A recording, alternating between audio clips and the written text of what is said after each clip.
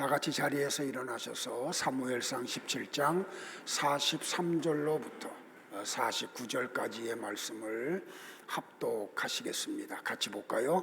블레셋 사람이 다윗에게 이르되 내가 나를 개로 여기고 막대기를 가지고 내게 나와왔느냐 하고 그의 신들의 이름으로 다윗을 저주하고 그 블레셋 사람이 또 다윗에게 이르되 내게로 오라 내가 네 살을 공중의 새들과 들짐승들에게 주리라 하는지라.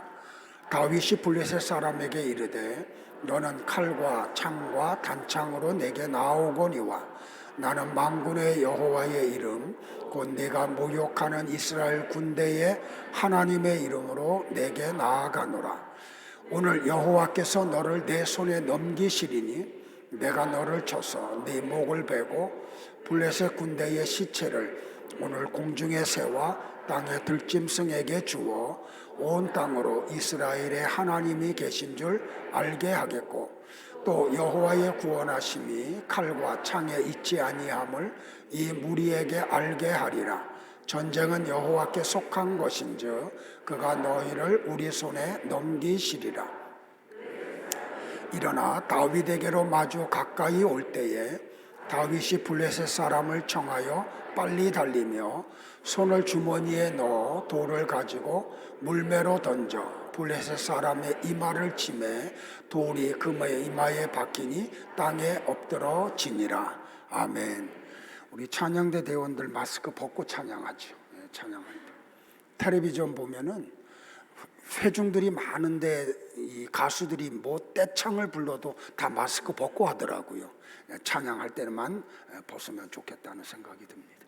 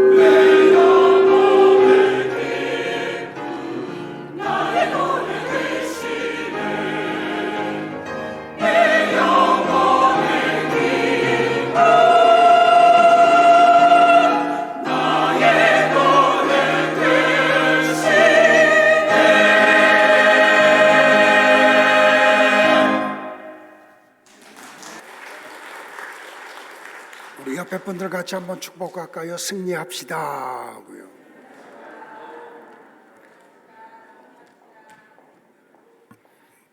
마스크를 써가지고 누가 누군지를 모를 때가 제가 참 많아요. 이게 좀 빨리 벗는 시대가 좀 왔으면 좋겠다는 생각이 들고요. 여러분들 건강하시고 믿음 생활 잘 하셔서 이 땅에 사는 동안에는 하나님의 이름을 높이고 천국에 가서는 하나님 앞에 칭찬 듣는 분들 되기를 축복을 합니다. 지난주에 이어서 말씀을 대언할게요.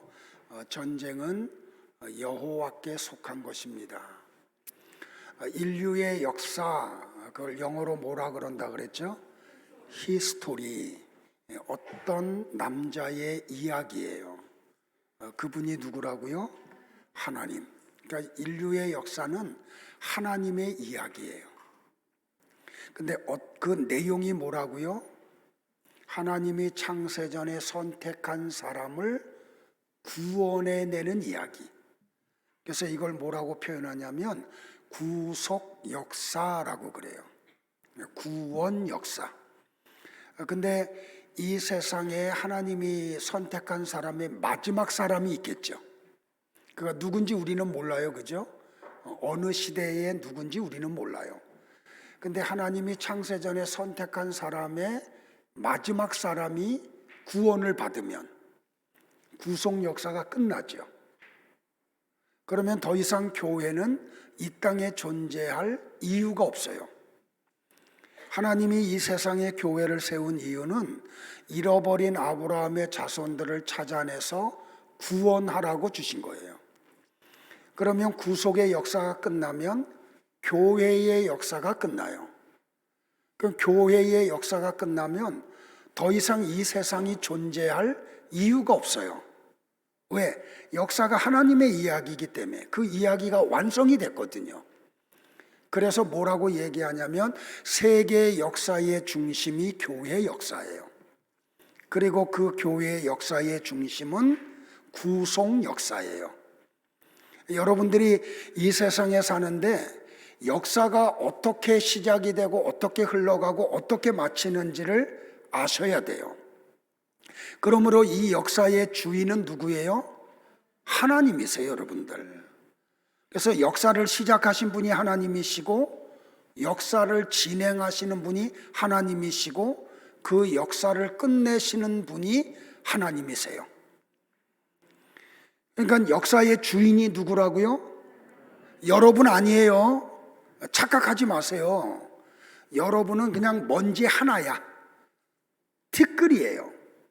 그런데 이 티끌들이 얼마나 오만방자하냐면 하나님이 하는 일에 대해서 불가합니다라고 상소를 해. 근데 바울이 이 비밀을 알아요. 그래서 로마 교회에다가 편지를 쓰면서 구약에 나오는 야곱과 에서 이야기를 하면서 역사의 주인은 하나님이시고 그 역사의 주인이신 하나님이 주관을 가지고 그 하나님의 이야기를 해가고 있다라고 설파를 해요. 자, 같이 한번 볼까요? 시작. 그뿐 아니라 또한 리브가가 우리 조상 이삭 한 사람으로 말미암아 임신하였는데 그 자식들이 아직 나지도 아니하고 무슨 선이나 악을 행하지 아니한 때에 택하심을 따라되는 하나님의 뜻이 행위로 말미암지 않고 오직 부르시는 이로 말미암아 서게 하려 하사 리브가에게 이르시되 큰 자가 어린 자를 섬기리라 하셨나니 기록된 바 내가 야곱은 사랑하고 에서는 미워하였다 하심과 같으니라. 그런즉 우리가 무슨 말을 하리요? 하나님께 불의가 있느냐? 그럴 수 없느니라. 모세에게 이르시되 내가 긍휼히 여길 자를 긍휼히 여기고 불쌍히 여길 자를 불쌍히 여기리라 하셨으니 그런즉 원하는 자로 말미암음도 아니요 다른 박질하는 자로 말미암음도 아니요 오직 긍휼히 여기시는 하나님으로 말미암음이니라. 자, 여기에 대해서 여러분들 아멘이 돼요? 근데 이 말씀에 대해서 아멘이 되는 것은 하나님이 은혜를 주신 사람들만이 동의할 수 있는 거예요. 자, 보세요. 야곱과 에서가 어떤 선이나 악을 행하지 않았어요. 근데 어머니의 태중에 있을 때부터, 아니 창세 전부터 하나님이 에서는 미워하고 야곱은 사랑하기로 정해 놓으셨어요. 그리고 야곱을 사랑해서 구원해 내시고 에서는 미워하셔서 지옥 백성 되게 하셨어요. 자, 여기에 대해서 하나님을 향해서 실문할 사람이 있어요? 하나님이 뭔가 지금 착각하고 잘못하고 계신데요 하고 이의를 제기할 수 있어요? 그럴 수 없다니까요. 근데 보세요, 여러분들. 야곱이 어때요? 세상적인 관점에서 보면 아주 약삭 빠른 사람이야. 좀 야비해. 그래서 형의 약점을 이용해가지고 팥죽 한 그릇과 장자의 명분을 거래를 해요. 아버지를 속이고 장자의 축복을 받아요. 세상적인 관점과 윤리적인 관점으로 보면 야곱 같은 사람을 하나님이 사랑하면 안 돼. 에서 같은 사람을 사랑해야죠. 그는 우직해가지고 사냥을 해서 아버지가 즐거워하시는 음식을 만들어 제공하는 효자예요. 근데 하나님 그렇게 안 하셨거든요. 그래서 세상적인 어떤 관점에서 성경을 보면 야곱이 외삼촌 집에 가서 20년 동안 속임을 당해. 그걸 보면서 여러분 가운데 혹시 이런 분들이 있어요? 카타르시스를 느끼시는 분들이 있어요? 그분은 하나님의 은혜가 뭔지 모르는 사람이에요. 근데 하나님이 야곱을 찾아가고 또 찾아가시고 회복시키고 깨닫게 하고 믿음을 주셔서 결국에는 믿음의 사람을 만들어 가세요. 그러니까 야곱의 구원은 누구의 작품이에요? 하나님의 작품이지 야곱의 인격으로 되어진 게 아니에요. 이 야곱과 에서 이야기를 통해서 하나님이 우리에게 주시는 메시지가 뭐예요, 여러분들? 우리의 구원은 하나님의 주권에 의해서 이루어지는 것이지 우리의 어떤 인격이나 노력을 통해서 이루어지는 게 아님을 얘기하는 거예요. 그래서 바울이 에베소 교회에다가 편지를 쓰면서 2장에서 뭐라 그래요? 구원은 하나님의 선물이라고 선언을 해요. 그래서 구원을 받았다고 어떤 사람이든지 자랑하지 못하게 하셨다고. 왜요? 하나님의 작품이거든요. 그러므로 여러분들이 이것을 꼭 기억하고 믿음 생활하기를 주의 이름으로 축복을 해요. 자, 오늘 이렇게 다 같이 나와 있어요. 예배를 드려요. 이 말씀이 들리는 게 하나님의 은혜야. 자, 어젯밤에 무슨 짓을 했든지 졸지 않아. 야근하고 오신 분도 여기 계세요, 지금요. 근데 신비롭게 하나님이 은혜를 주면은 졸지 않아요. 이 말씀을 들어요. 자, 우리가 듣는데 이 말씀이 깨달아져. 그리고 믿어져요. 그래서 이 말씀을 가지고 삶 속에서 그대로 살아내요. 그게 어떻게 가능하다고요? 하나님의 은혜로 가능하다는 거예요. 여러분의 인격으로는 되는 거 아니에요. 의지로 되는 것도 아니에요. 그래서 내가 이만한 믿음 생활을 한다고 누구도 자랑해서는 안 되는 거죠. 자, 하나님의 이야기가 뭐라고요? 히스토리. 그 내용이 뭐라고요? 택자를 찾아내서 구원해내는 이야기. 그게 하나님의 이야기. 그게 인류 역사예요. 그런데 이 하나님의 이야기에 적이 등장을 해요. 누구예요? 사탄, 마귀, 옛뱀이라고도 하고 한 큰 붉은 용이라고도 하죠. 근데 사탄이 여러분의 눈에 보여요, 안 보여요? 안 보여요. 그런데 여러분의 곁에서 떠나요, 안 떠나요? 안 떠나요. 근데 요놈은 먹는 것도 안 해. 물론 먹기는 하죠. 창세기 3장에 보면 하나님이 사탄을 상징하는 뱀에게 형벌을 내릴 때 뭐라고 형벌을 내려요? 너는 평생 흙을 먹고 살리라. 근데 여러분들 뱀이 흙 먹고 사는 거 봤어요? 아니죠. 개구리 잡아먹고 닭 잡아먹고 그러죠. 그러면 하나님이 그걸 모르실 리 없잖아요. 창조주이신데. 근데 뱀에게 형벌을 내리면서 뭐라 그래요? 너는 평생 흙을 먹고 살리라. 그게 뭐예요?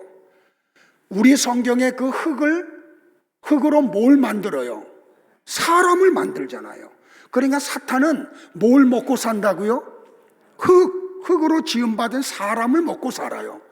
그러니까 사탄은 어떻게 하면 사람들에게 가서 하나님이 계신 것을 믿지 못하게 할까?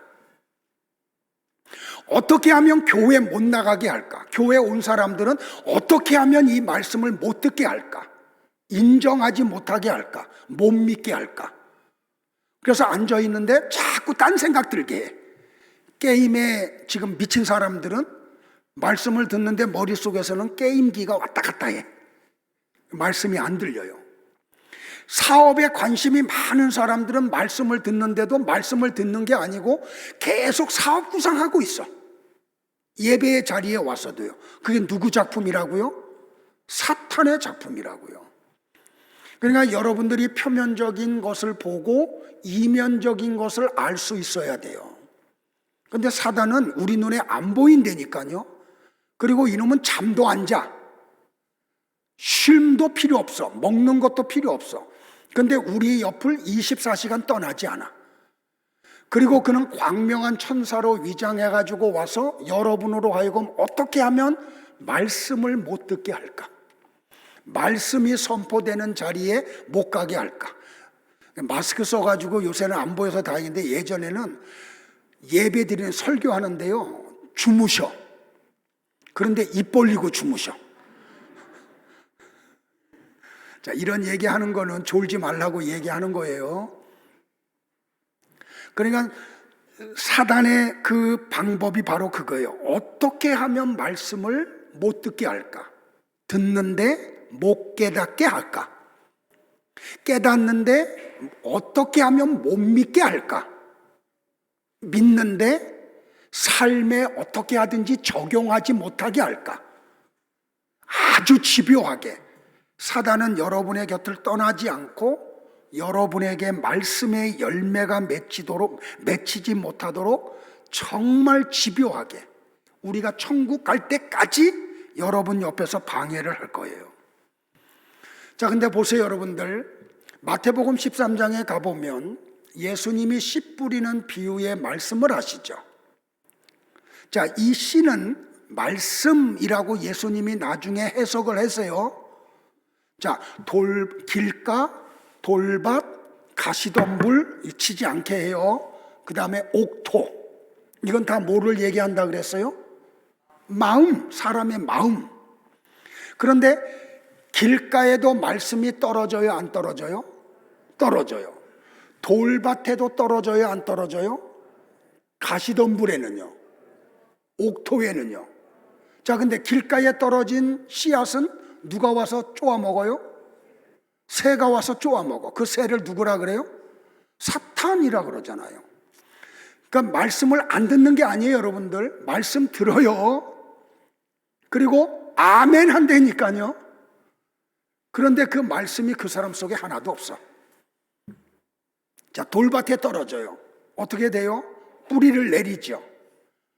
그래서 말씀의 역사가 나타나는 것 같아. 어떤 사람 속에. 그런데 바위가 있어서 뿌리를 깊이 못 내리죠. 어떤 일이 벌어져요?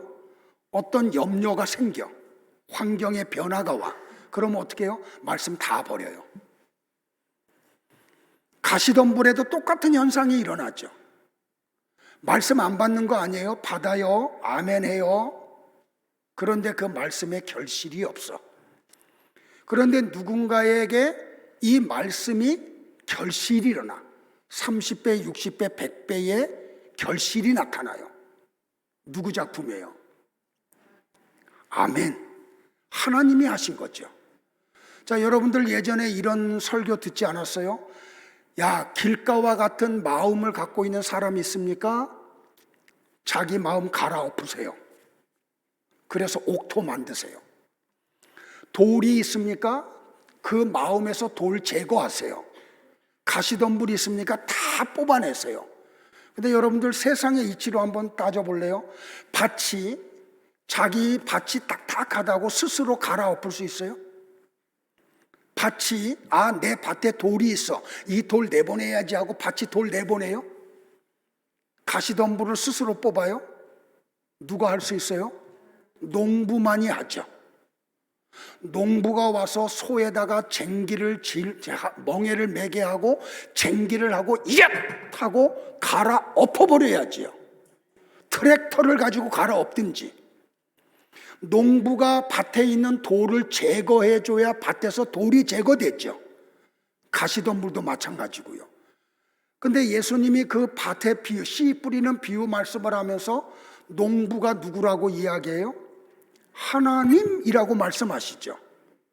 그러니까 하나님이 우리의 밭을 갈아엎고 하나님이 돌을 제거하고 하나님이 가시덤불을 제거하지 않으면 누구도 옥토가 될 수 없어요. 근데 어떤 사람들 속에서 말씀이 들어가, 그게 깨달아지고 믿어지고 삶 속에서 사라져서 열매가 막 맺혀. 그건 누구 작품이에요? 농부이신 하나님의 작품이죠. 그러므로 우리는 자랑할 수 있어요, 없어요? 자랑할 수 없어요. 근데 자꾸 우리가 뭘 하려고 그래. 그걸 뭐라고 이야기해요? 인본주의라고 그래요. 교회 안에 인본주의가 얼마나 강력하게 들어오고 역사하고 있는지 여러분들 아세요? 그러니까 내가 뭐 하자는 거야. 내 의지를 가지고 내 어떤 노력을 통해서 뭔가를 이루어내자. 그게 신할 평지에 바벨탑 쌓는 사건이에요. 그러므로 여러분은 철저하게 누구를 인정해야 돼요? 하나님 인정하셔야 돼요. 그리고 하나님의 도움을 구해야 돼요. 그래서 하나님이 오셔서 뭔가 내 안에서 하시려고 할 때 내가 무장해제를 당해야 돼요. 하나님 마음대로 하세요. 자, 보세요. 표면적으로 나타나는 것은 다윗과 골리앗의 싸움이에요. 이스라엘과 블레셋의 전쟁이에요. 근데 이면을 들여다보면 하나님과 사탄과의 싸움이죠. 자, 오늘 대표 기도하신 분도 그 기도했는데 오늘 아침에 뉴스를 제가 좀 리서치를 했더니 우리 사회와 똑같은 지금 아픔을 겪고 있는 나라가 어디냐면 미국이에요. 미국은 물론 연방정부가 있고 주정부가 있죠. 그래서 주마다 또 연방정부와 다른 법을 가지고 시행을 해요. 그런데 오늘 뉴스의 초점이 뭔지 아세요? 차별금지법에 대한 지금 아픔이 미국에서도 어마어마하게 일어나요. 우리 사회도 마찬가지고요. 근데 제가 이런 이야기를 하면 알레르기 반응을 보이는 분들이 있어. 근데 여러분들 신앙 안에서는 내가 어떤 당을 지지하든지 여기에 알레르기 반응이 나타나는 사람은 저는 구원받지 못했다고 생각해요. 왜? 하나님의 말씀을 반하는 걸 지지하는 거니까. 그러니까 여러분들 지금 우리 속에 일어나고 있는 어떤 이런 현상들, 표면적으로 볼 때는 사람과 사람, 당과 당, 나라와 나라, 민족과 민족의 싸움같이 보이지만 그 뒷면을 가보면 하나님과 사탄과의 싸움이에요. 여러분은 어느 편에 쓰실래요? 네, 정말 구원받은 하나님의 사람이라고 하면 여러분은 하나님 편에 쓰셔야 돼요. 그러기를 주의 이름으로 축복을 해요. 근데 우리 지난 시간에 공부했듯이 다윗이 골리앗과 싸움을 하러 가면서 뭘 가지고 가요? 막대기 하나 들고 가요. 자, 오늘 같이 공부할 거지만 돌 가지고 가고 물매 가지고 가요. 자, 세상의 상식으로 보면 전쟁하러 가면 뭘 가지고 가야 돼요? 미사일 가지고, 총 가지고, 대포 가지고 가야죠. 그런데 다윗은 그런 거 안 가지고 가고 나뭇대기 돌 가지고 간다니까요. 그런데 이 싸움은 누가 이겨요? 세상적으로 말도 안 되는 무기를 가지고 간 다윗이 이기지 골리앗이 이기지 않아요. 자, 우리는 지난주에 막대기, 지팡이가 뭐라고 하는 걸 배웠죠. 그는 하나님을 의지하고 간 거예요. 그러니까 이 영적인 전쟁은 하나님에 의해서 이기는 거지 우리의 어떤 힘으로 이기는 것이 아님을 성경이 우리에게 계시하고 계시죠. 자, 다윗이 그래서 골리앗을 향해 나가면서 이렇게 고백을 해요. 다 같이 한번 우리 선포할까요? 시작. 너는 칼과 창과 단창으로 내게 나아오거니와 나는 만군의 여호와의 이름 곧 네가 모욕하는 이스라엘 군대의 하나님의 이름으로 네게 나아가노라. 오늘 여호와께서 너를 내 손에 넘기시리니 내가 너를 쳐서 네 목을 베고 블레셋 군대의 시체를 오늘 공중에 세워 땅의 들짐승에게 주어 온 땅으로 이스라엘의 하나님이 계신 줄 또 여호와의 구원하심이 칼과 창에 있지 아니함을 우리에게 알게 하리라. 전쟁은 여호와께 속한 것인지 그가 너희를 우리 손에 넘기시리라. 할렐루야. 여러분도 이렇게 선언하셔야 돼요. 세상의 어떤 지식이나 내가 가지고 있는 어떤 지혜나 내가 가지고 있는 어떤 능력으로 사탄과의 싸움을 이길 수 없어요. 하나님이 도와주셔야 돼요. 하나님의 도움을 구하시고 도움을 받으시고 사단과의 전쟁을 이기시기를 주의 이름으로 축복을 합니다. 지금 이 시간도 지금 이 싸움이 일어나고 있다니까요. 자, 그러면 오늘 두 번째 시간으로 다윗이 두 번째로 가지고 간 게 뭐예요? 돌이죠. 몇 개? 5개. 어떤 돌? 매끄러운 돌. 다 주고 물어봐요. 자, 다시 얘기해요. 표면적으로는 다윗과 골리앗의 싸움, 이스라엘과 블레셋과의 전쟁이에요. 근데 이면에서는 실제 전쟁은 누구의 전쟁이라고요? 하나님과 사탄과의 전쟁이에요. 근데 성경에 보면 구약 성경에 이스라엘과 블레셋 전쟁 이야기가 굉장히 많이 등장을 하죠. 자, 어디에 등장을 해요? 엘리 제사장이 실로에서 제사장직을 행할 때 이스라엘과 블레셋과의 전쟁이 벌어져요. 근데 여러분들 보세요. 이 전쟁에서 누가 이겨요? 블레셋이 이겨요. 여기서 우리는 그 이유를 찾아가야 돼요. 이 첫 번째 전쟁에서 이스라엘의 장병들 몇 명이 죽는지 아세요? 34,000명이 죽었어요. 그 속에 엘리의 두 아들 홈리와 비느하스도 포함이 돼요. 심지어는 법궤까지 빼앗겨요. 이 소식을 들었던 엘리 제사장이 의자에 앉아있다가 넘어져서 목이 부러져 죽었. 근데 성경이 뭐라고 하나를 덧붙이냐면 그가 비둔한 영고였다라고 이야기를 해요. 자, 이 소식을 또 며느리가 듣죠. 비느하스라고 하는 아들의 며느리가 들어요. 근데 이 며느리가 만삭이었어요. 자, 전쟁에 졌고 34,000명 군인이 죽었고 그 속에 자기 남편과 시동생도 포함이 됐고 그 소식을 들었던 아버지는 목이 부러져서 죽었다는 소식을 듣고 법궤까지 빼앗겼다는 소식을 들어요. 그러자 이 여인이 고통 속에 소리를 지르죠. 그 소리에 아이가 해산이 돼요. 그게 그 아이의 이름이 되죠. 뭐라고 소리를 질러요?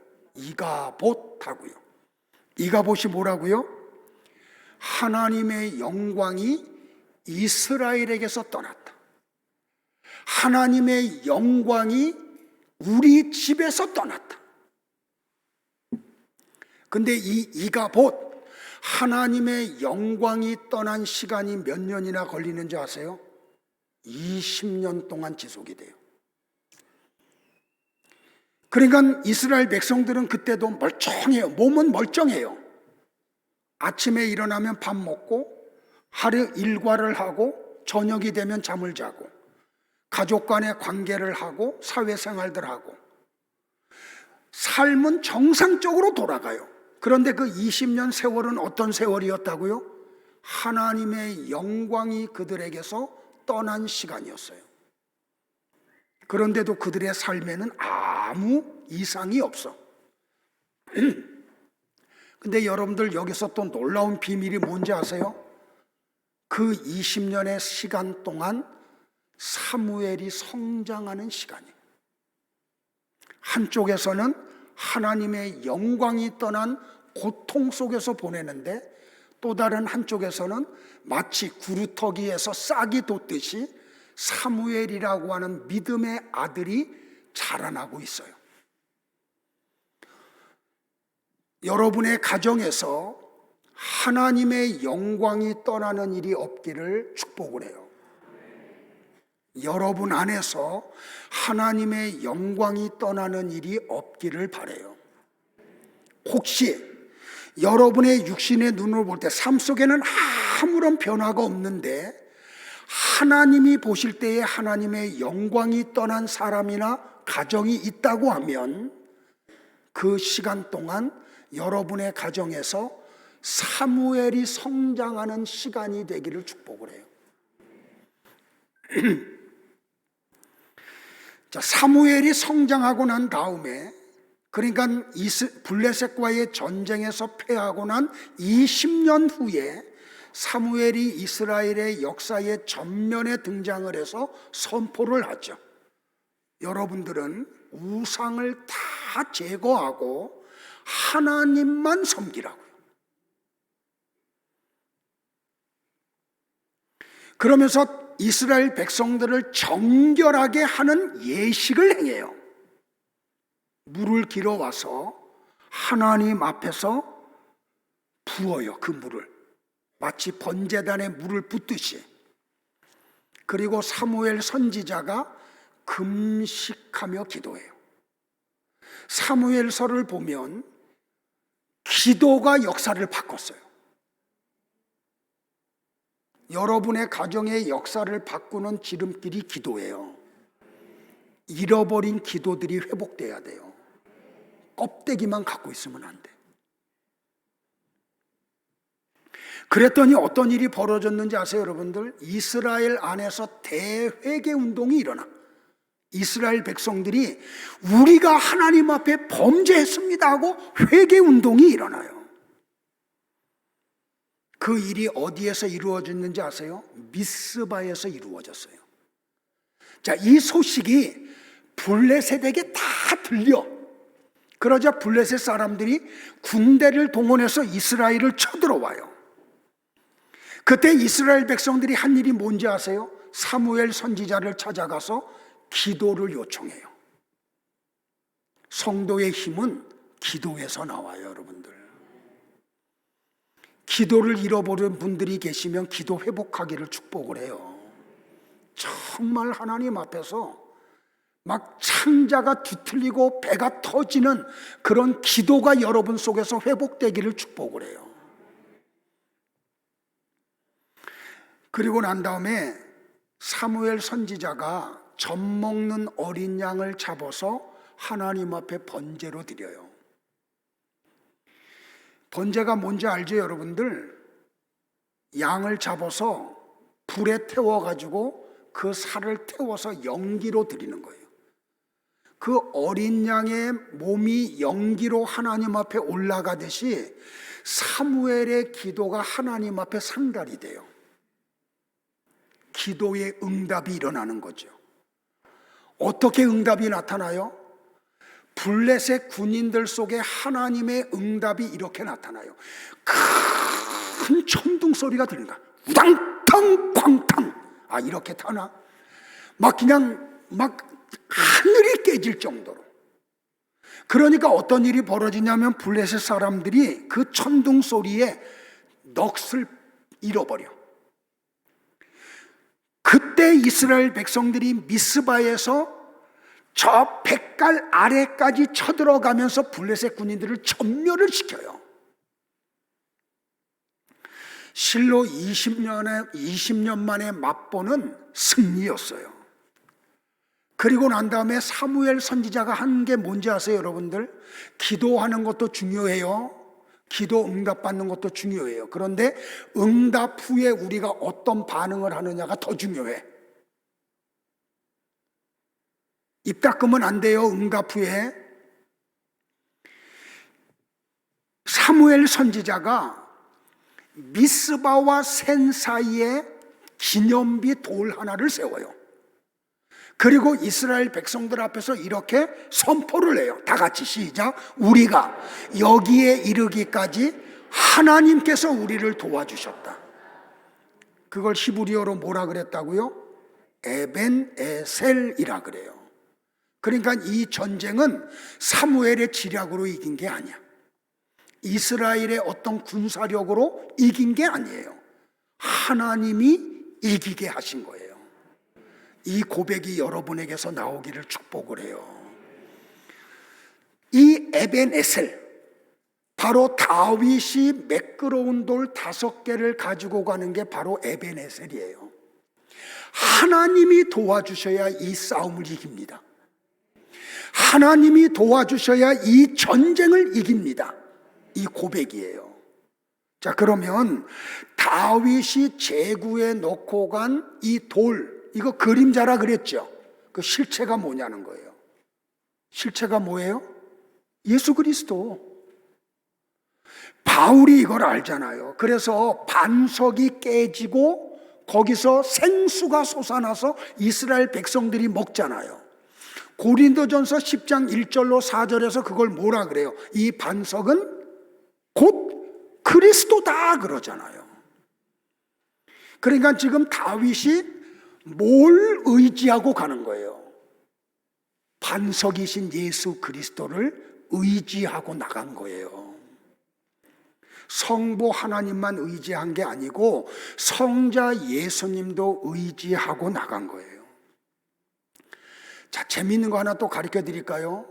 히브리어의 에벤 에셀이라는 단어가 두 단어로 합성됐어요. 에벤, 아부, 아들과 아버지예요. 보세요. 위에 있는 아들이 땅으로 내려오면 그게 돌이 돼. 그게 에벤에셀이에요. 다시요. 하나님이 이 땅으로 내려오셔. 그러면 그게 돌이 된다니까요. 그래서 르비딤에서 물이 없다고 원망하는 이스라엘 백성들에게 하나님이 모세에게 하신 말씀이 뭐예요? 야, 장로들 데리고 한 반석, 정관사가 있죠, 그죠? 그냥 일반 바위가 아니에요. 일반 돌이 아니에요. 어떤 한 돌, 한 반석, 그걸로 데리고 와. 내가 그 반석 위에 섰게. 너는 장로들 앞에서 네 지팡이, 그 뱀이 제거된 하나님의 지팡이로 그 반석을 내려쳐. 자, 모세가 지팡이로 반석을 내려칠 때 누가 먼저 깨져요? 반석 위에 서 계신 성부 하나님이 먼저 깨지시죠. 죽으시죠. 그리고 반석이 깨져요. 그게 뭐라고요? 십자가 사건이라니까요. 그러니까 르비딤의 반석 사건은 예수님의 십자가의 죽음 사건을 예표적으로 얘기해 놓은 거예요. 그러자 거기서 뭐가 솟아나와? 생수가 솟아나와요. 여러분들 이상하지 않아요? 저 미디안 광야, 지금은 요르단 지역이죠. 요르단 여행해 보신 분들 계세요? 가는 곳마다 물이 있어요. 바울이 얘기하잖아. 이 반석이 계속 따라가. 몇 년 동안? 39년 동안. 그래서 그들로 매일매일 생수를 마시게 해요. 그게 예수님이 우리와 함께 하는 걸 얘기하시는 거예요. 자, 그러니까 이스라엘이 승리한 것, 다윗이 승리한 것은 하나님의 은혜로 된 거예요. 그래서 사무엘 선지자가 블레셋과의 전쟁을 이기고 난 후에 돌을 하나 세워놓고 에벤에셀, 하나님이 이 땅에 오셔서 돌이 되어 우리를 이기게 하신 거다, 이렇게 설명을 하고 있는 거예요. 자, 조금 더 나갈까요, 여러분들? 자, 다니엘서에 가면 잘 따라오셔야 돼요. 그리고 이게 뭔지를 여러분들이 알아들으셔야 돼요. 자, 보세요. 다니엘서에 가면 바벨론의 왕 느부갓네살이 어느 날 꿈을 꾸죠. 꿈의 내용이 뭐예요? 한 큰 신상에 대한 꿈을 꾸죠. 근데 이 신상이 참 희한하게 생겼어. 머리는 뭘로 되어 있어요? 순금으로 되어 있어. 이 가슴과 두 팔은요, 은으로 되어 있어요. 허벅지는요, 노스로 되어 있어요. 종아리는요, 철로 되어 있어요. 발은요, 성경을 봤어야지. 철과 흙이 섞여 있잖아요. 그런데 어디서 돌멩이 하나가 굴러와. 그래가지고 이 큰 신상의 발을 빵 하고 내려쳐요. 그랬더니 어떻게 돼요? 이 신상이 산산조각이 나고 말아요.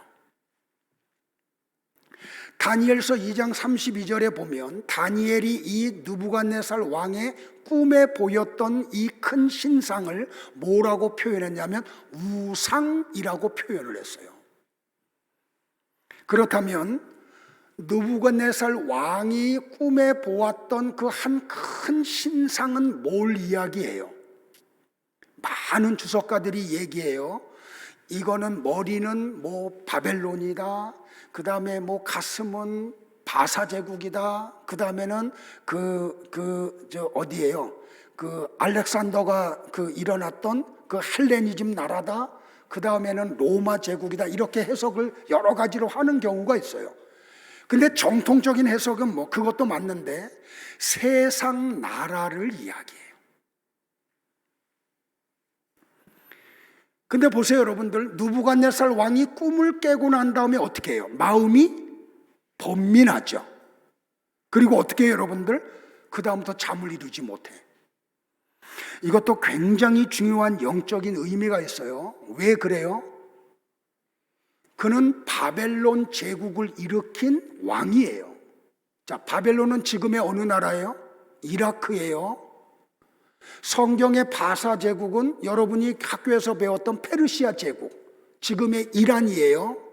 그러니까 여러분들 같은 회교권인데도 불구하고 이란하고 이라크는 지금도 앙숙이에요. 왜? 바벨론 제국을 무너뜨린 나라가 바사 제국이거든요. 이런 역사적 배경을 가지고 있어요, 여러분들. 아무튼 지금 그가 번민하고 잠을 이루지 못하는 이유가 뭐라고요? 한 뜨인 돌이 와서, 돌멩이 하나가 내려와서 그 신상을 무너뜨린 것 때문에 그래요. 자기가 어마어마한 나라를 이룬 걸로 착각을 하잖아요. 그런데 성경을 보면 유다 민족을 징계하기 위해서 하나님이 바벨론 제국을 부강하게 만드신 거죠. 왜? 역사의 주인이 하나님이시니까. 그런데 자기의 제국이 무너질 거를 지금 하나님이 계시하는 거예요. 야, 내가 세운 나라가 무너지는구나. 그것 때문에 번민하고 잠을 이루지 못하는 거예요. 그때 여러분들 다니엘이 해석을 해주잖아요. 다니엘이라는 이름의 뜻이 뭔지 아세요, 여러분들? 하나님의 재판관이에요. 그가 이렇게 명확하게 뜨인 돌이 무엇인지를 얘기하는데, 똑같이 베드로가 하나님의 그 성령의 계시 속에서 그 느부갓네살 왕의 꿈에 나타났던 뜨인 돌이 뭔지를 정확하게 베드로서에서 이야기를 하죠. 자, 같이 한번 볼까요? 시작. 아니, 그 다음 베드로전서. 다 같이 보여요. 시작. 사람에게는 버림바가 되었으나 하나님께는 택하심을 입은 보배로운 산돌이신 예수께 나아가. 잘 보세요. 예수를, 조금만 설명. 예수를 버리는 사람들이 굉장히 많아요. 자, 그분을 뭐라고 지금 베드로가 해석을 해요? 보배로운 산돌이라 그러죠. 돌이라고 해석을 해요. 누가? 예수님이. 자, 다 같이 너희도 시작. 너희도 산돌같이 신령한 집으로 세워지고 예수 그리스도로 말미암아 하나님이 기쁘시게 받으실 신령한 제사를 드릴 거룩한 제사장이 될지니라.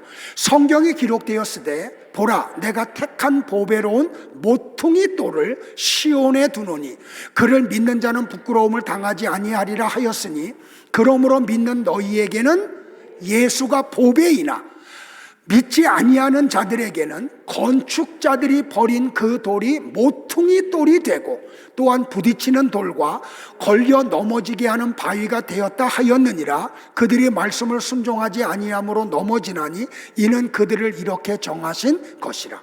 여러분들 복음서에 보면 예수님 때문에 넘어진 유대인들이 많아요, 적어요? 거의 99%가 넘죠. 예수님을 인정하고 받아들인 사람들은 아주 적었다니까요. 지금도 똑같아요.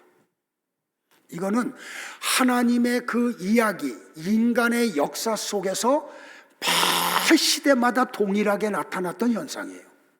그리고 이거는 예수님이 재림할 때까지 동일하게 나타날 거예요. 그 속에 나와 여러분이 지금 살아있어요. 그러니까 다윗이 가지고 간 돌은 뭘 얘기한다고요? 예수 그리스도. 그런 철저하게 신본주의의 삶을 사는 거예요. 하나님을 의지하고 예수님을 의지하고. 자, 그런데 여기서 하나 또 궁금한 게 있죠. 왜 돌 하나만 가져가지 5개 가져가잖아요. 자, 우리가 전쟁해 보지만 다윗이 골리앗을 향해서 몇 개 던지다가 피해가지고 마지막 5번째가 맞아서 죽인 거 아니죠. 첫 번째 돌로 죽였죠.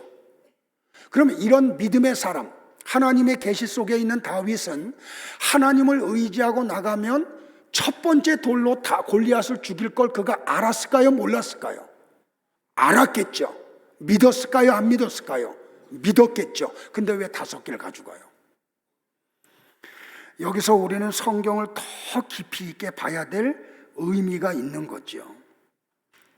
자, 블레셋이라고 하는 나라가 구약 성경에 자주 등장을 해요. 블레셋이라고 하는 이름의 뜻이 뭔지 아세요? 나그네, 이주자, 외국인, 그런 뜻이에요. 자, 여러분들 보세요. 예전에 소비에트 연합이었죠. 그래서 옛날에 소비에트 연합을 뭐라 그랬어요? 소련이라 그랬죠. 그러니까 중앙아시아에 있는 5개 국가와 더불어 여러 위성 국가들을 연합한 공동체 나라, 그게 소련이잖아요. 미국도 마찬가지고 미합중국 그러잖아요. 그러니까 블레셋도 똑같아요. 원래 신약 성경에 나오는 그레데 섬, 구약에는 갑돌이라고 하는 곳, 거기에 살던 사람들이 여기 가자지구, 지금의 가자지구, 그 지중해 연안에 있는 지금 팔레스틴인들이 살고 있는 그쪽으로 이주해 와서 살아요. 그런데 이 이주해 온 부족이 몇 부족이냐면 5부족이에요. 여러분들 블레셋 하면 그냥 하나가 아니에요. 블레셋 하면 5부족의 연합 국가를 블레셋이라 그래요. 자, 설명을 드릴게요. 가사 들어봤죠? 가드, 아스글론, 에스돗, 그 다음에 에글론, 그 다음에 아스글론. 이 5개 부족이 연합한 나라가 블레셋이에요. 자, 골리앗이 전면에 섰죠. 이 골리앗은 블레셋의 5부족 가운데 어느 족속인지 아세요? 자, 같이 한번 성경 2군데 봐요. 시작. 블레셋 사람의 진영에서 싸움을 도두는 자가 왔는데 그의 이름은 골리앗이요. 어디 사람이라고요? 가드 사람이다. 한 군데 더 볼까요? 시작. 그들과 함께 말할 때에 마침 블레셋 사람의 싸움 도두는 가드 사람 골리앗이라 하는 자가 그 전열에서 나와서 정과 같은 말을 하며 다윗이 들으니라. 그러니까 골리앗은 블레셋의 5부족 가운데 가드 족속 사람으로 나온 거죠. 그러면 또 다른 장수 4명이 또 있는 거죠. 다윗은 여기까지 지금 얘기하는 거예요. 그러니까 완전한 블레셋과의 전쟁을 이기기 위해서 5부족을 다 무너뜨려야 된다라고 하는 걸 알고 물맷돌 5개를 가지고 간 거예요. 그러니까 여러분이 사단과의 싸움을 어느 한순간 이겼다고 무장해제하면 안 돼요. 여러분의 이 영적 전쟁은 죽을 때까지 끊임없이 지속이 돼요. 그러니까 어느 순간 한번 어떤 사건에서 이겼다고 방심하면 구약에 나오는 이스라엘 백성들이 겪었던 아픔을 여러분도 똑같이 겪어야 돼요. 근데 대부분 사람들이 어떻게 생각하는지 아세요? 한 번 큰 싸움을 싸워서 이기고 나면 그때 마음을 탁 놔. 무장해제해. 그래서 그 다음에 아무것도 아닌 이슈를 가지고 와서 사탄이 툭 건드려도 픽픽 쓰러져요. 무장해제하면 안 돼요. 방심하면 안 돼요. 끝까지 전신갑주를 입고 사단과의 전쟁이 끊임없이 죽을 때까지 있음을 여러분들은 아셔야 돼요. 그리고 이 싸움 하셔야 돼요. 여러분의 힘으로? 아니요, 하나님의 힘으로. 하나님의 도우심으로 말이에요. 그러기를 주의 이름으로 축복을 해요. 자, 이 블레셋과의 전쟁이 어떻게 끝나는지를 사무엘 하에 가서 여러분들이 봐야 돼요. 그러면 왜 다윗이 5 돌멩이를 가지고 갔는지가 이해가 돼요. 다 같이 볼까요? 성경을 시작. 블레셋 사람이 다시 이스라엘을 치거늘 다윗이 그의 부하들과 함께 내려가서 블레셋 사람과 싸우더니 다윗이 피곤함. 다윗도 피곤했어요, 여러분들. 계속요. 거인족의 아들 중에 무게가 300세겔 되는 노창을 들고 세 칼을 찬 이스 부부 노비 다윗을 죽이려 함으로 수리야의 아들 아베세가 다윗을 도와 그 블레셋 사람들을 쳐 죽이니 그때에 다윗의 추종자들이 그에게 맹세하여 이르되 왕은 다시 우리와 함께 전쟁에 나가지 마옵소서 이스라엘의 등불이 꺼지지 말게 하옵소서 하니라.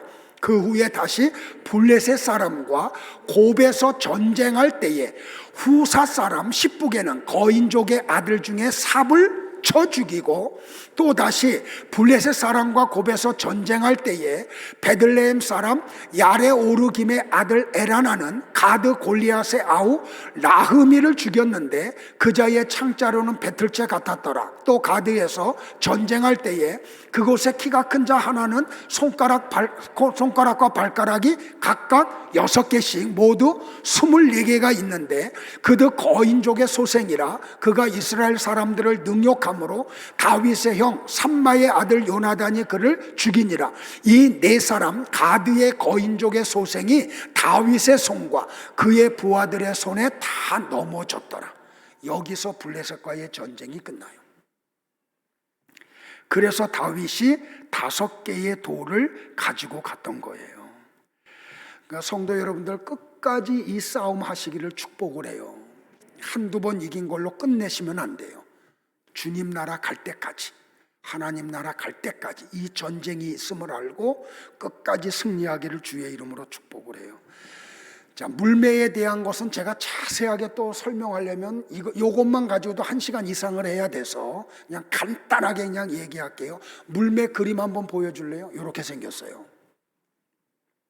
그래서 저 가운데다가 돌을 넣고 이렇게 돌리다가 한쪽을 놓으면 이렇게 날아가서 그래서 이 물매를 가지고 뭐 하냐면 양을 모는 데도 사용을 하고 그 다음에 일이나 사자를 물리치기도 하고 그런 용도로 사용을 해요. 이것도 다 예수 그리스도와 관계가 돼요. 자, 그런데 골리앗을 향해 나갈 때 겁을 먹은 사울 왕에게 다윗이 이런 이야기를 하죠. 자, 성경 같이 한번 또 볼게요. 같이 봅니다.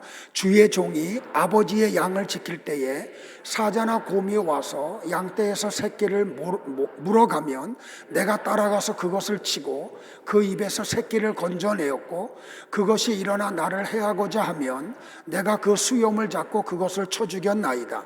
주의 종이 사자와 곰도 쳤은즉 살아계시는 하나님의 군대를 모욕한 이 할례받지 않은 블레셋 사람이리이까 그가 그 짐승의 하나와 같이 되리이다. 그리고 이 전쟁을 승리로 마쳐요.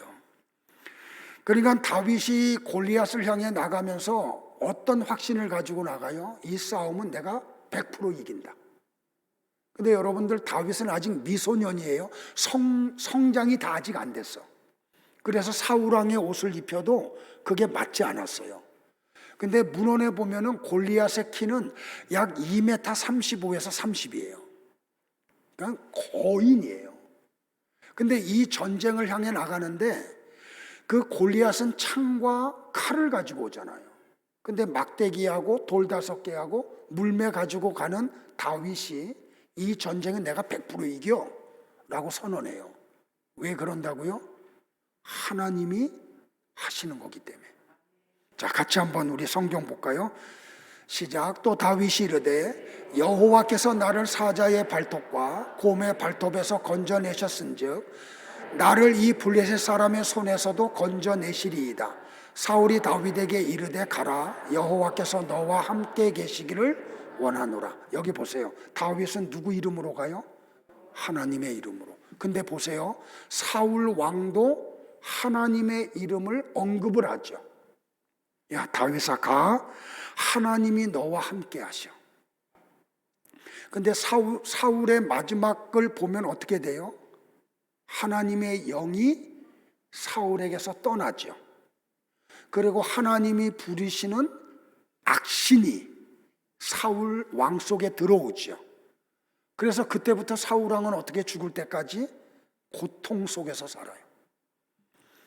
그래서 다윗이 악기를 가지고 와서 사울 왕에서 연주를 하니까 이게 영감 있는 연주거든요. 지금 우리 찬양대하고 경배와 찬양팀에서 부르는 이 찬양과 같이. 그랬더니 어떤 일이 벌어졌어요? 사울 왕을 괴롭히던 악한 것들이 잠시 떠나갔죠. 그러니까 여기서 우리가 하나 또 알아야 될 게 뭐예요? 하나님의 구원과 관계없는 사울 왕의 입에서 하나님의 이름이 나와요. 그리고 다윗을 축복을 해요. 그런데 사울 왕은 우리가 성경을 볼 때 구원받지 못했잖아요. 하나님과 관계없는 사람이었잖아요. 그러니까 하나님의 구원과 관계없음에도 불구하고 하나님의 이름을 들먹거리며 하나님의 사람을 축복을 할 수도 있어요. 잘 분별하셔야 돼요. 자, 말씀을 정리할게요, 여러분들.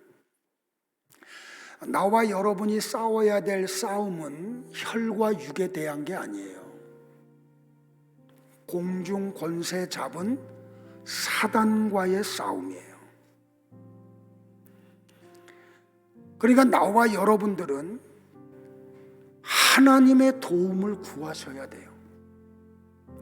하나님의 도움이 없으면 나는 아무것도 아님을 여러분들이 아셔야 돼요. 그래서 계속해서 하나님의 도움을 구하셔야 돼요. 자, 예수님이 산상수훈에서 이런 말씀을 하시죠. 자, 이거 아주 굉장히 중요해요. 같이 볼까요? 시작. 너희를 위하여 보물을 땅에 쌓아두지 말라. 거기는 좀과 동록이 해하며 도둑이 구멍을 뚫고 도둑질하느니라. 오직 너희를 위하여 보물을 하늘에 쌓아두라. 거기는 좀이나 동록이 해하지 못하며 도둑이 구멍을 뚫지도 못하고 도둑질도 못하느니라. 네 보물이 있는 그곳에는 네 마음도 있느니라. 아멘이에요, 여러분들. 근데 많은 사람들이 이 말씀을 곡해했어요. 그리고 잘못 알고 있어요. 그래서 설교자들이 어떻게 성도들을 협박을 하냐면 헌금 많이 하세요. 그래서 이 다음에 당신들 천국에 가면 당신들이 쌓아놓던 그 물질 천국에서 사용하세요 하고요. 그래요? 예수님이 말씀하셨잖아요. 천국은 먹고 마시는 곳이 아니에요. 시집가고 장가가는 곳이 아니에요. 천국에서 뭐 먹을 걸 사고 옷가지를 사고 하려고 돈이 필요한 곳이 아니에요. 속으면 안 된다니까요. 그러면 이제 오늘부터 헌금하지 말자, 자유롭게. 너무 그렇게 또 은혜 받지 마세요. 하나님의 일에 우리가 쓰임을 받아야 되잖아요. 자, 여기서 이제 설명을 드릴게요. 여기 쌓는다라고 하는 헬라어가 데사우리조예요. 이 단어의 뜻이 뭐냐면 쌓는다는 뜻도 있지만 더 깊은 뜻이 뭐냐면 보물이 되게 한다라는 뜻이에요. 야, 보물을 쌓아둬라. 야, 보물이 뭔지를 알고 네가 보물이 되어 가야 돼, 이 뜻이에요. 자, 그럼 여기서 설명할게요. 하나님 나라의 보물이 뭐예요? 돈이에요? 건강이에요? 하나님 나라의 보물은 예수님이세요. 요한이 요한복음 1장에서 그 예수님을 뭘로 우리에게 설명을 해요? 말씀으로 설명을 해요. 그러니까 구원받은 성도의 보물이 뭐예요? 예수님이에요. 말씀이에요. 여러분에게 가장 귀한 보물이 하나님의 말씀이에요. 그 말씀을 하나님의 나라가 된 너희들 마음속에다가 쌓아두라는 거예요. 너희 자신이 보물이 되게 해라. 너희가 말씀이 되게 해라. 그러니까 바울이 그걸 알잖아요. 그래서 그가 보물을 쌓아놓잖아. 그래서 뭐라 그래 나중에? 나는 그리스도 안에 있다. 보물을 그걸 쌓아놓은 거예요. 그게요. 그러니까 하나님, 예수님 말씀, 그 말씀이 내 안에 가득 차. 그러니까 요한복음 17장에서 예수님이 십자가를 앞에 두고 기도한 내용이 뭐예요? 아버지와 아들과 성령이 하나 된 것 같이 하나님, 저들도 우리 안에 들어와서 우리와 하나가 되게 해주세요. 이게 십자가를 앞에 두고 예수님이 드렸던 기도잖아요. 바로 그거하고 연결을 지어야 돼요. 예수님이 보물이에요. 하나님의 말씀이 보물이야. 그걸 여러분 마음속에 쌓아두라는 말이에요. 그러면 여러분이 예수님으로 가득 차. 예수님과 내가 하나가 돼. 그러면 우리가 뭐가 돼요? 우리가 보물이에요. 그러면 보물된 사람은 어떻게 해요? 세상의 가치관을 뛰어넘어. 이 세상이 가지고 있는 가치관은 뭐예요? 세상의 것을 누가 많이 소유하느냐, 누가 세상에서 더 높은 자리에 올라가느냐, 그게 이 세상이 가지고 있는 가치관이잖아요. 근데 말씀이 우리에게 주는 가치관은 어떻게 해요? 하나님 나라가 더 뛰어나잖아. 저 하나님 나라를 위해서 이 세상의 모든 것 다 포기할 수 있잖아요. 왜? 하나님 나라의 가치관을 갖고 있는 사람은 그렇게 살아가라는 말이에요. 그래서 성경이 뭐라고 얘기해요? 하나님이 진짜 성도와 세상을 바꾸지 않는다 그래요. 왜? 보물이니까. 내 아들로 가득 차 있으니까, 내 말씀으로 가득 차 있으니까 그 사람이 보물이라는 말이에요. 그래서 이 천하만국하고 한 영혼하고 하나님이 바꾸지 않는다는 얘기예요. 왜? 진짜 보물이 이거니까. 자, 옆 사람들 한번 축복해요. 성도님이 보물이세요. 한번 물어봐. 그거 아냐고.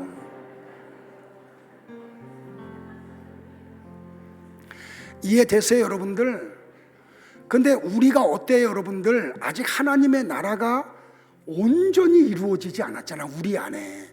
아직 우리 안에 세상의 가치관이 더 크게 느껴져요. 그걸 더 크게 생각을 한다고. 근데 뜨인 돌, 다니엘서에 나오는 그 뜨인 돌, 말씀, 예수님이 우리 안에 들어오면 어떻게 해요? 그걸 깨뜨려 버린다니까. 야, 네가 가치 있게 여기는 건 가치 있는 게 아니야. 근데 그거를 가치 있게 여기는데 그게 아니라고 하니까 어떻게 해요, 여러분들? 우리 안에서 번민이 일어나는 거예요. 잠을 못 자는 거예요. 그래서. 그런데 진짜들은 어떻게 해요? 그 말씀에 의해서 내가 갖고 있는 세상의 가치관을 다 깨뜨려 버려. 그런데 진짜가 아닌 사람들은 어느 정도는 흉내를 내는데 끝까지 못 간다니까요. 그게 뭐예요? 그게 길가고, 그게 돌짝밭이고, 그게 가시덤불이에요. 말씀이 들어간다니까요. 떨어진다니까요. 말씀이 선포될 때 아멘 해요. 은혜 받았다 그래요. 그래서 어느 정도 그 말씀의 역사가 일어나. 그래서 봉사도 하고 헌신도 해요. 그런데 끝까지 못 가요. 왜? 세상의 것을 더 가치 있게 여기기 때문에. 그거 포기하라 그러면 포기 못 해요. 자, 보세요. 예수님이 제자들에게 당부한 게 뭐예요? 너희들이 나를 따라오려거든 자기를 부인하고 자기 십자가를 지고 나를 따라와라. 이게 쉽지 않다니까요. 어느 정도까지는 해요. 그런데 뭔가 하나 아킬레스건이 있어. 어떤 사람은 돈인 사람이 있어요. 어떤 사람은 건강인 사람이 있고, 어떤 사람은 명예인 게 있고, 그런 어떤 것이 하나, 다른 거는 다 되는데 어떤 하나가 딱 걸리면 거기서 싹 무너져. 그런데 진짜들은 어떻게 해요? 자기가 잘못된 걸 깨달아, 회개해, 그리고 내려놓고 뜨인 돌에 의해서, 말씀에 의해서 그게 파괴되는 걸 받아들여요. 그리고 주님을 끝까지 따라가요. 이 다음에 하나님 나라 가면 그게 정확하게 여러분 앞에 펼쳐질 거예요. 거기서 할렐루야 아멘 하기를 주의 이름으로 축복을 해요. 바로 성도들 속에서 말씀으로 세상의 것을 깨뜨려 버리는 것, 이게 하나님의 역사 이야기라니까요. 그분의 이야기예요. 그게 여러분들 속에서 지금 일어나고 있다고요. 자, 다 같이 일어나세요. 정리합시다. 제가 설교 마지막을 이렇게 성경을 합독하는 것으로 끝나는 건 말씀으로 끝내자는 얘기예요. 여러분이 거기에 같이 좀 동참하기를 축복을 해요. 다 같이 볼까요? 시작. 끝으로 너희가 주 안에서와 그 힘의 능력으로 강건하여지고 마귀의 관계를 능히 대적하기 위하여 하나님의 전신갑주를 입으라. 우리의 씨름은 혈과 육을 상대하는 것이 아니요 통치자들과 권세들과 이 어둠의 세상 주관자들과 하늘에 있는 악의 영들을 상대함이라. 그러므로 하나님의 전신갑주를 취하라. 이는 악한 날에 너희가 능히 대적하고 모든 일을 행한 후에 서기 위함이라. 그런즉 서서 진리로 너희 허리띠를 띠고 의의 호심경을 붙이고 평안의 복음이 준비한 것으로 신을 신고 모든 것 위에 믿음의 방패를 가지고 이로써 능히 악한 자의 모든 불화살을 소멸하고 구원의 투구와 성령의 검 곧 하나님의 말씀을 가지라. 모든 기도와 간구를 하되 항상 성령 안에서 기도하고 이를 위하여 깨어 구하기를 항상 힘쓰며 여러 성도를 위하여 구하라. 또 나를 위하여 구할 것은 내게 말씀을 주사 나로 입을 열어 복음의 비밀을 담대히 알리게 하옵소서 할 것이니 이 일을 위하여 내가 쇠사슬의 마인 사신이 된 것은 나로 이 일에 당연히 할 말을 담대히 하게 하려 하심이라. 아멘. 찬양하고